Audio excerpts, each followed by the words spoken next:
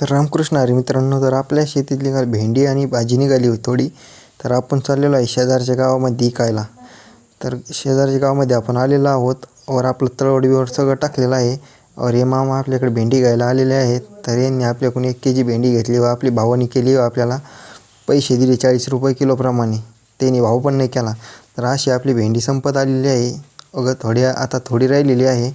तर आता आपण बघू शकता अशा प्रकारे हा बाजार भरतो. आता आपली अर्धी भाजी व भेंडी संपलेली आहे. तर कस्टमर येत होते आणि जात होते. तर अशी इथं गर्दी असते या बाजारामध्ये. तर आत्ताशी हा बाजार चालू झालेला आहे. तर अजून 1 तास चालेल. आता निम्मा आलेला आहे आवरत हा बाजार. तर असा आहे हा बाजार. तर इकडं फार लांबपर्यंत बसतात, इकडं परत आतमध्ये पण बसतात. आता आपण जाणार आहोत घरी. तर आता आपण आपलं हे सगळं आवरणार आहोत, काटा तराजू सगळं, वर आता निघणार आहोत घराकडे.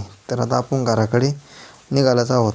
तर आता आपण घरी आलेलो आहोत व आता आपण ते सर्व पैसे मोजले तर ते 750 रुपये झालेले आहेत. धन्यवाद मित्रांनो. तर आपण भेटूया पुढच्या मिनी ब्लॉगमध्ये. तर आपण असेच ब्लॉग टाकत राहणार आहोत.